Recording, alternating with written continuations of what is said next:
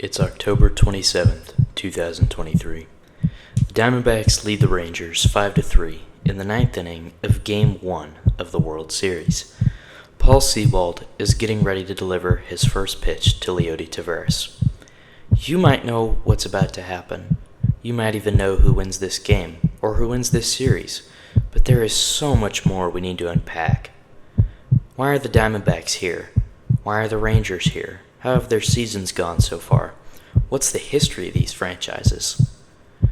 Let's start with the Diamondbacks. The Diamondbacks became a franchise in 1998, and it didn't take them long to find success, as they would deny the Yankees their four-peat with a walk-off single by Luis Gonzalez in 2001. Just 4 years in, and they had already won a World Series.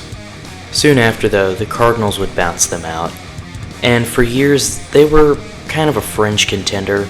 In 2007, the Colorado Rockies would bounce them in the NLCS in a sweep.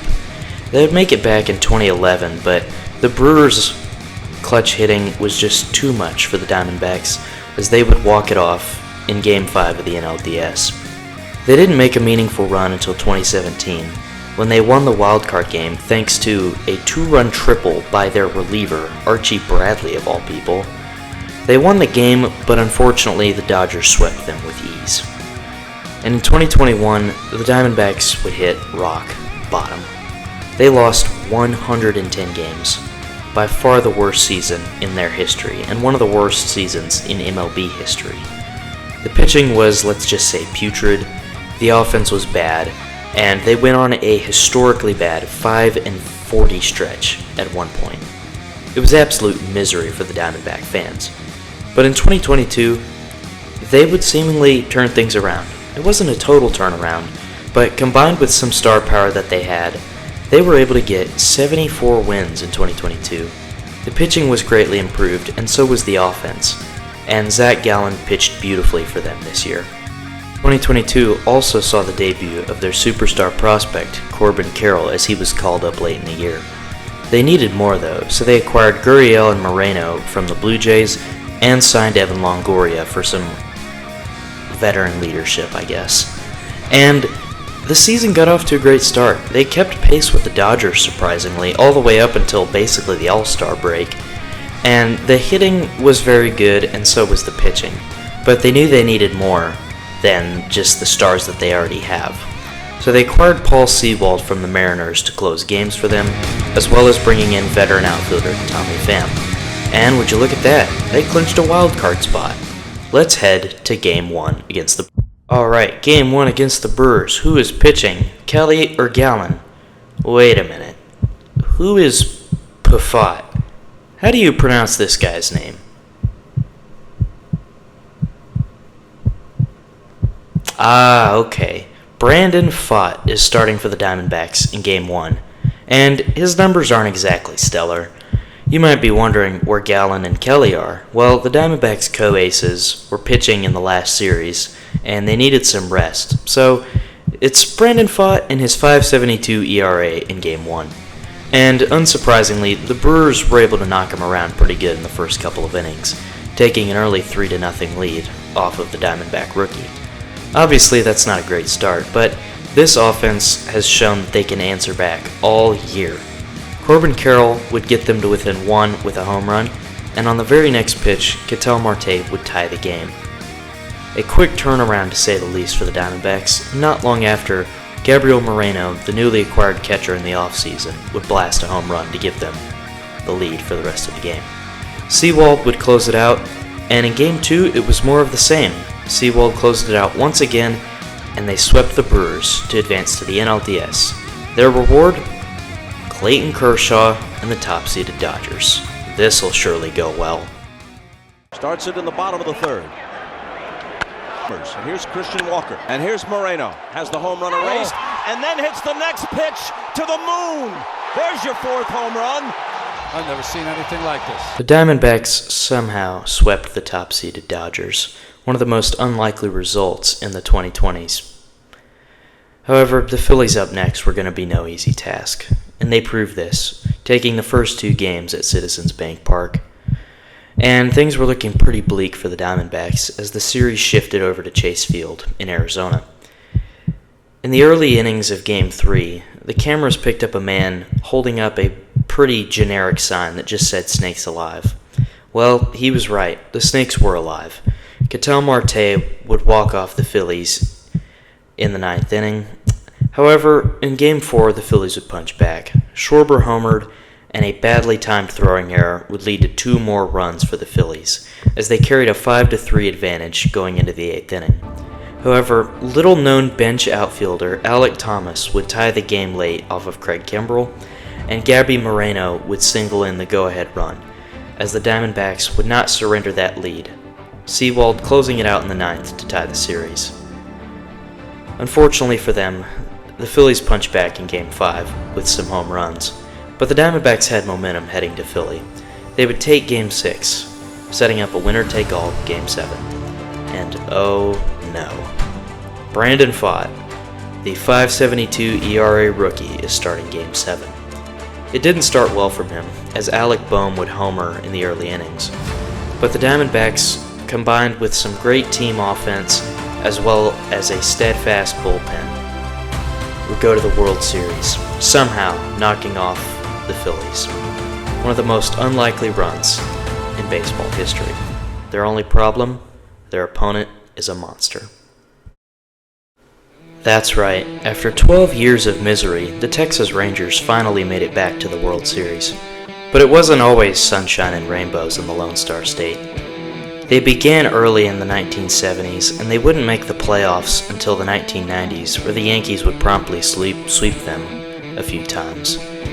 Throughout the early 2000s, they would deal with numerous issues, including the A-Rod contract debacle, as well as a bankruptcy problem in 2010. However, that same year, they would strike out Alex Rodriguez in the ALCS to advance to the World Series. The Giants were unstoppable that year, however, as they would knock the Rangers off in 5 games. The Ranger machine was back next year, however, as they would dominate the Tigers on their way to a second straight AL pennant. They were looking like they were about to lose Game 2 of the World Series, but some great hitting late would help them tie the series at 1 apiece, headed back to Arlington. They had all the momentum in the world, only for it to be squashed by the machine. Albert Pujols would hammer 3 home runs deep into the Arlington night, as the Cardinals took home one of the easiest wins in World Series history. Derek Holland, however, the little-known lefty, would pitch a great game in Game 4, and in Game 5, Adrian Beltre would deliver one of his signature one-knee home runs, and the Rangers had a 3-2 series lead, headed back to St. Louis.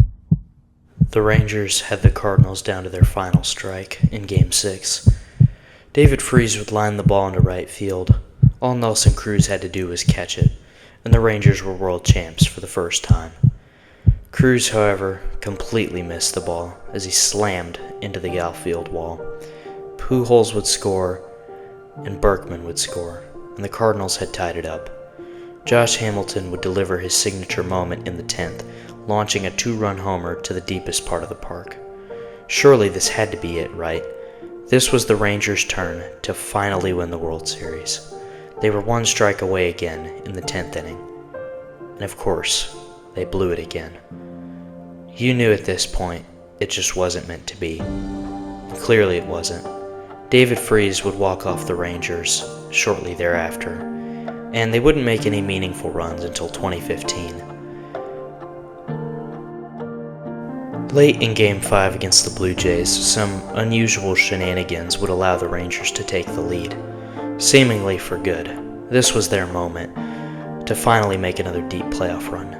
But 3 Elvis Andrus errors later, followed by the Jose Bautista bat flip, would end their season.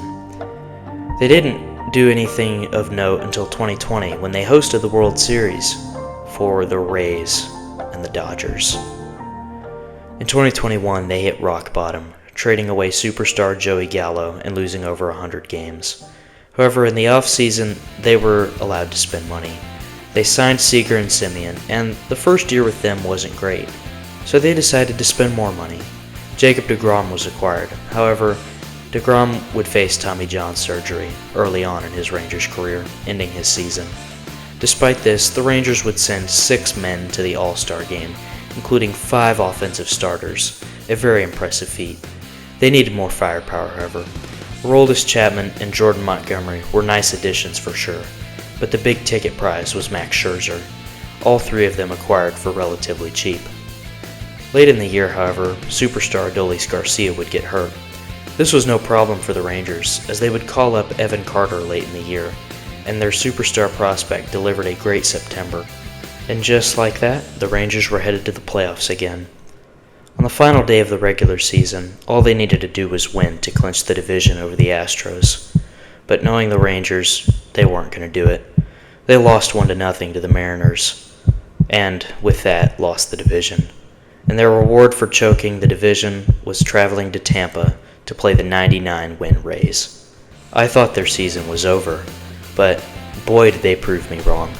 Jordan Montgomery would dazzle in Game 1, and the Rangers would take a hard-fought, impressive 4-0 win to grab the early series lead. In Game 2, the Rangers more or less had it on cruise control. Garcia would homer in the 4th inning, and so would Evan Carter, and the Rangers would pile a few more runs on, and they swept the Rays in 2 games, a very impressive feat, and the reward for that sweep, unfortunately, was playing the 101-win Baltimore Orioles. It had been 91 series since the Orioles had been swept up to this point. 101 wins, a good young core, surely this would be a challenge. It wasn't for the Rangers. They swept them in 3 games. I was at Game 3. You could sense the Rangers were special. It's too bad the Astros are special too, however. The Rangers would shock the Astros, taking the first 2 games in Houston, thanks to some great defense and pitching, especially Nathan Eovaldi, who was great in Game 2. The Astros punched back, however, taking Games 3 and 4, and grabbing an early lead in Game 5. Nathaniel Lowe would punch back in the 5th inning, with a solo shot down the line. The Astros would grab another lead shortly thereafter, but a great play by Simeon would keep the lead to 1. That was important, as Adolis Garcia would give the Rangers the lead in the 6th with a home run. However, the Astros didn't like that very much. They plunked Garcia in the 8th inning, and Dusty Baker caused an argument because his pitcher was thrown out. And unfortunately for the Rangers, their closer, Jose Leclerc, had to finish the previous inning. And if you look at the timestamps, that's over 20 minutes of rest. Obviously, Leclerc was going to be cold. The first guy and the second guy got on, and up came Jose Altuve. If you're a lifelong Rangers fan like me, you knew it was about to happen. Altuve, of course, would launch one over the left field wall to give the Astros a 5-4 lead, just out of the reach of Evan Carter. The fans were stunned, as the Astros took a 3-2 series lead back to Houston. This should have been it, but in Game 6, Leclerc got his redemption, and so did Garcia, as he hit a grand slam late to put the game out of reach, as the Rangers trounced the Astros. And in Game 7, it was no contest. Seager homered, Lowe homered, Garcia homered, twice, and the Rangers were headed to the World Series. So, we're back here. Sewald pitching to Taveras, but how has the game gone so far?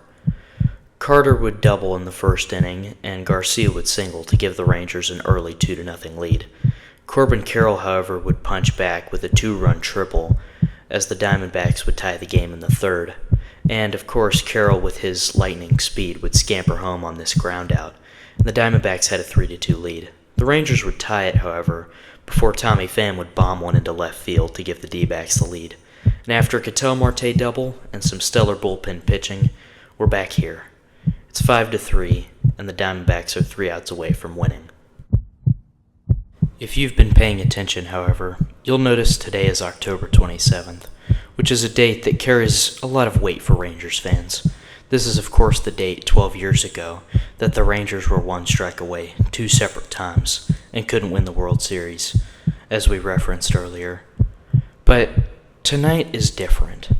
The Rangers have a chance to completely rewrite the narrative of their entire franchise if they can just make a comeback here in the 9th inning. It's going to be hard against Sewald, but if they're going to do it, it needs to happen now. You guys have waited long enough. Let's see what happens. Tavares. The order looming. Tavares takes ball 4, and there's the dreaded lead.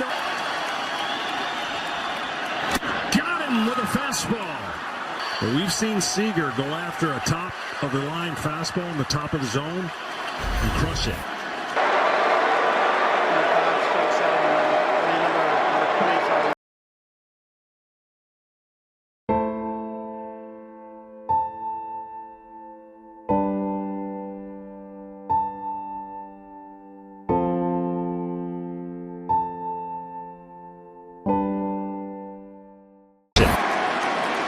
Could tie it with one swing. High drive! It's tied!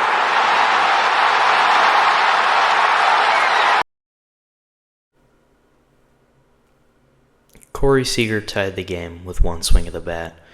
The moment was so intense the normally stoic Seager lost his mind as he went down the first base line. Garcia would of course walk it off in the 11th to give the Rangers the early series lead. And soon after on Wednesday, they would close it out, winning their first World Series in franchise history, after 63 long years of waiting. But I want to go back to this moment. This is the moment that the Rangers' narrative completely turned. No longer were they the team with endless player turmoil, bankruptcy, or the many, many, many chokes that they suffered over the years. They were a new team when Seager hit that ball. And while the Garcia walk-off and winning the World Series was great, this will be remembered as the most important moment in Rangers history, the moment that Seager changed the team forever.